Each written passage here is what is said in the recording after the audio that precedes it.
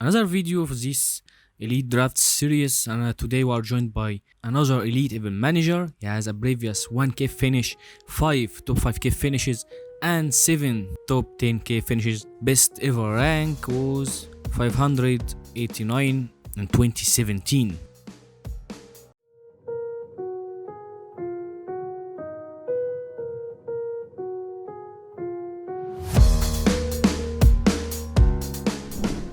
Hey Andrew, so delighted to be Hi, with Sam. you. How are you? I'm very well, thank you. Excited to join you. Thanks for having me. Yeah, it's my pleasure to have you on my YouTube channel. Won't talk too much. We'll start by sharing your team. You can discuss it with me and share uh, every position. We'll start by the goalkeeper position. What's about your selections? Yeah, no problem at all. I think it's probably important to start with the fact that the team's not set in stone at all, and there's a number of positions that will change over the next 2 weeks, I'm sure, before the game week one starts. I'm quite settled on a 3-5-2 formation at the moment, just simply because I like all of the midfield options that we have this season. And I think there's going to be a lot of toing and froing between all those midfielders. I've always been a big fan of the 3-4-3 formation, actually. And I think for most seasons I've started with that. But I think just with all the options we have this season, I'm going for 3 at the back and 5 in the middle. And that's, as you'll see when we have a look at my team, that's pretty much where most of the money is being spent. And it's just meant that I've had to, skimp on certain areas of the back. But with the goalkeepers, I've also done something slightly different this season. I've never really spent more than 9 mil on the goalkeepers, and I usually rotate between 2, 4.5 mil keepers. Gone slightly differently this season, just because we have who I'm hoping will be a starter at 4 mil with Areola. And we've got 2 keepers who I believe can be set and forget keepers for the season, both at 5 mil, and that would be Onana at Man United and Ramsdale at Arsenal. So it could be one of those 2 who I start with. I've currently got Onana in my team now, just simply because I would like to triple up on Man United for their first few fixtures.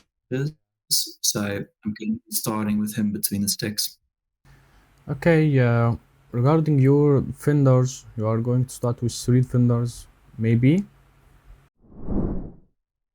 Correct. I have gone with Stones and Gabriel at the back, alongside someone who might become a bit of a surprise to most. I've opted for Feldman at the moment, and the reason for that is really just because he's a bit of a placeholder there and is cover for ESTUPINAN, who most will have. I've opted to spend that little bit more in my midfield, so I've downgraded from ESTUPINAN in that position. And I've gone with Felton for now. He can, however, become any one of a number of great 4.5 options. I do like Brighton's first fixture. I'd love to have a Brighton defender for that fixture. I think playing Luton at home is a good one to start with. So I'm hoping he can cover, and Stupinan doesn't get too many attacking fixtures in that first one. With Stones and with Gabriel, they kind of speak for themselves. Again, just teams that I can trust in Arsenal and City, and I believe it'll be those 2 battling for the title again this season, and I think there'll be many clean sheets between them. Yeah, it looks like most of us will get players like Gabriel and Stones, but interesting to own players like Veltman. Can he cover Stubinian? Can he get enough points that keep you in a good rank and good position? Exactly. I mean, he's where I've had to compromise, unfortunately. What I'm banking on really is that my attacking players, where I'm taking some of that money out of my defense, will cover for the fact that ESTUPINAN may get attacking points in every, second or third fixture, I would assume. Yeah, we can say that does players like Stubinian worth extra 0.5 million? He could very well be, and if I decide to go for a 4.5 million keeper as opposed to Onana, and if I'm happy with the fact that Areola is going to start, that I will rotate him with perhaps a 4.5 million keeper. That 0.5 that I'm saving by going a Nana to a 4.5 means that I can upgrade Feltman to him. I think for now, though, none of the 4.5 keepers really excite me too much. The Pickfords, etc., they're just not keepers I think I can trust. Yeah, totally agree. I'd rather that 0.5 and just not be able to worry about that position, to be perfectly honest with you. I think people will know why you are getting Feldman in your defense when we start sharing your midfield right now. Regarding your midfielder, starting with 5 midfielders, all of them are priced over than 7.5 million. What about your midfield?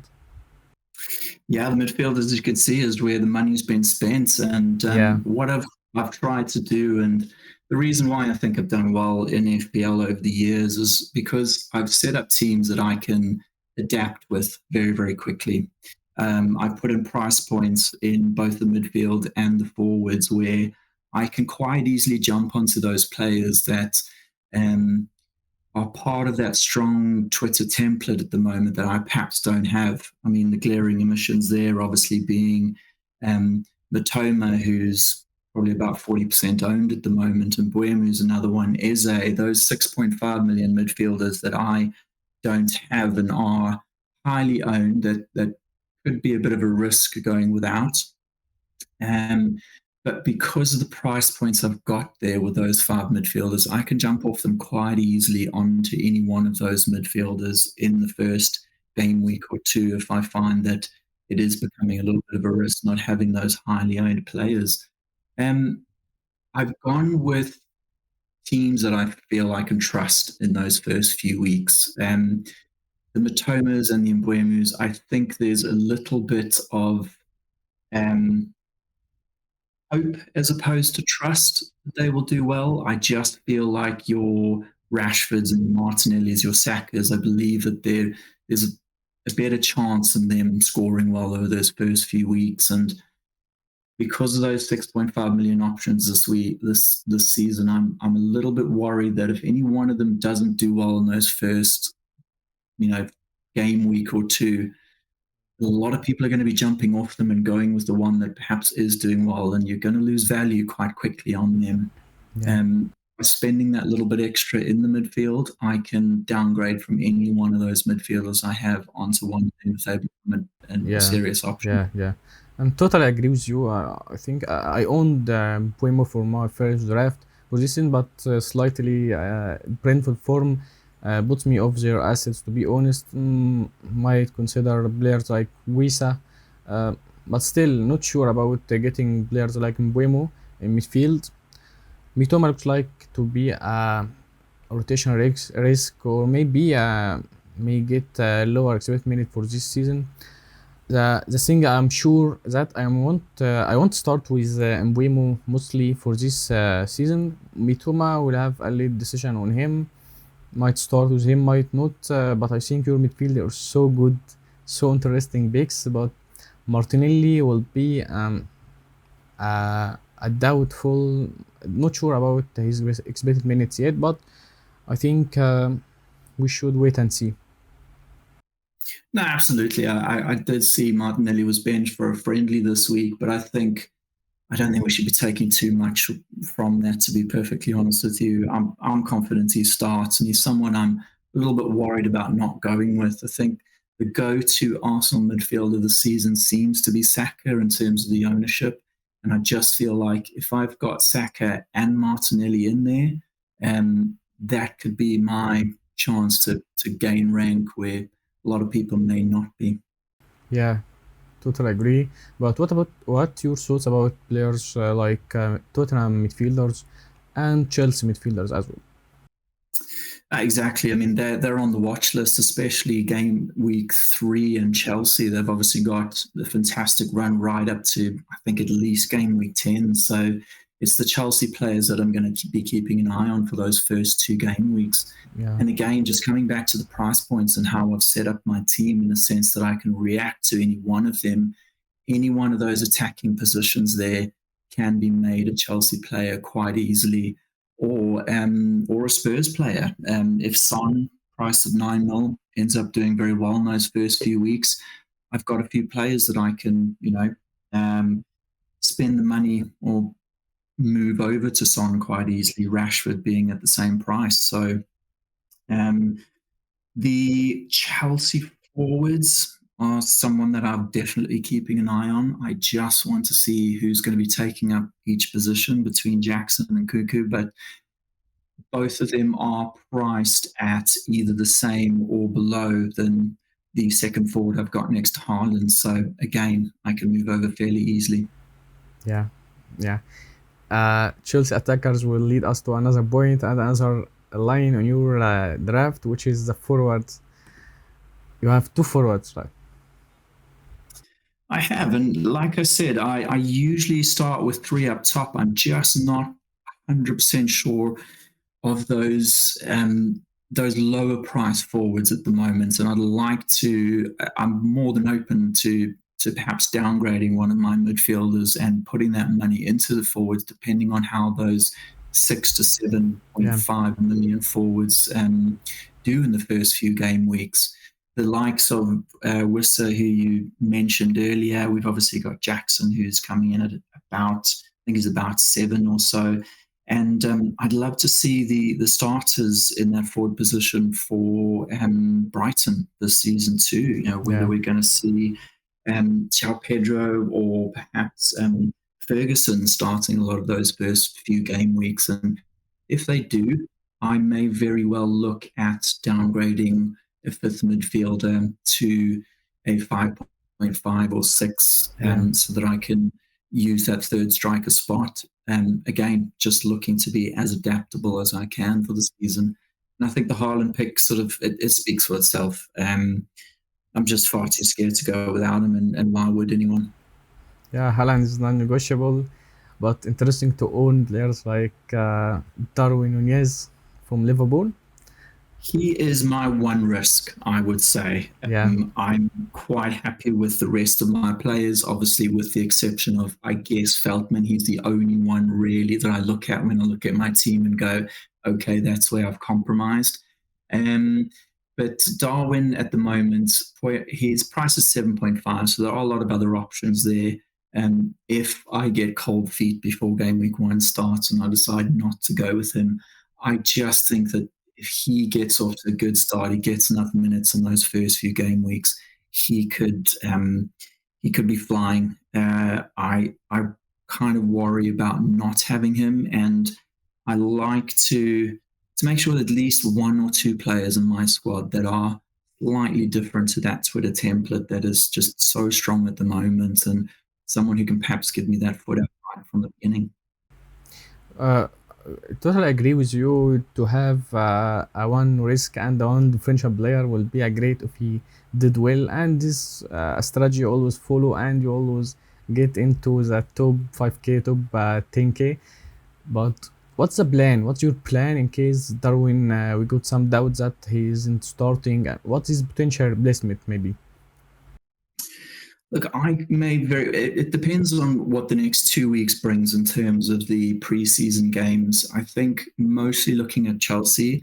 If I get cold feet and I decide that Darwin is not going to be a starter for me come game week 1, I think the most obvious move there is moving over to one of the Chelsea forwards, just depending on who's playing that number 9 and number 10 position for them.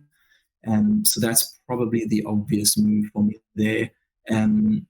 And again, I'm not too keen on downgrading too much to that 6 mil price, just simply because it makes me a little less flexible in who I can move to if I decide to move that money into the midfield or defence. So I'm going to be avoiding the likes of Ferguson with those 6 to 6.5 mil forwards until or if I decide to go for a third striker spot as opposed to 5 in the midfield. Yeah. I'm really happy with your team and really so excited to make a draft with some few changes, but to have finally the final thing in this draft is your bench. What about your bench? The bench at the moment, to be perfectly honest with you, is they're placeholders at the moment. Every season I look to spend as little on the bench as possible, as long as those first two positions are starting positions. So again, I will be keeping an eye on how those different clubs line up for the next 2 weeks before the start of game week 1, and just make sure that at least those first two are starting positions, starting players. I would obviously prefer to have all of my bench starting. Unfortunately, the way I have set things up means that my third striker kind of needs to be a 4.5 million striker, and at the moment it doesn't look like we've got a starting 4.5 million striker, so that may be a bit of a dead position for me, third on my bench. I do like the look of Morris at 5.5, I think, so if I decide that I can skimp elsewhere and save myself $1 million somewhere, he may become that option for me. But at the moment, I'm just going to look at. I like the 4.5 million options at Aston Villa. I think they're in for a good season. I like the players they've bought, and they've got a really good manager too. So it's the reason I've gone with Pau Torres for now. He could very easily become someone like Cash. I've just heard very good things about Torres. Yeah, that's great. But do you know, Bao has good history with attacking straight with goals, or you have no idea? I haven't checked this, to be honest. Yeah. No, I haven't done enough research on that, to be perfectly honest. And Yeah. I think I've got Baldock in there at the moment as my 4 million defender. Yeah. That may very well change. I'll have a look at how things go over the next 2 weeks. The bench is up for grabs. I'm quite settled on that front 11 for now, with the exception of perhaps changing one or two of those positions based on how preseason goes. But to be honest with you, all three of those outfield benching positions, they may change before game week 1 comes Yeah. along. But if we are told that Moreno is out for maybe 1 month or maybe 2 months, who would you pick between Bao or Lucadine? Luka Dean's just too much of a troll for me, unfortunately. Yeah. I've owned him in the past, and he's scarred me. I loved him when he was at Everton. I thought, he just banging down the left-hand side. He just had such great attacking potential, but just doesn't seem to have that anymore, unfortunately. So I think I'm going to be steering clear of him. Yeah. Thank you, Andrew. I really enjoyed talking with you, enjoyed with your thoughts about the first game weeks of the season. So excited for the start, and so excited to have you for another video on my YouTube channel. No problem at all. Thanks very much for having me. It was great chatting to you. Yeah, thank you very much. Thank you so much. And thanks guys for watching. Drop a like and subscribe, find it helpful, and your comments are welcome.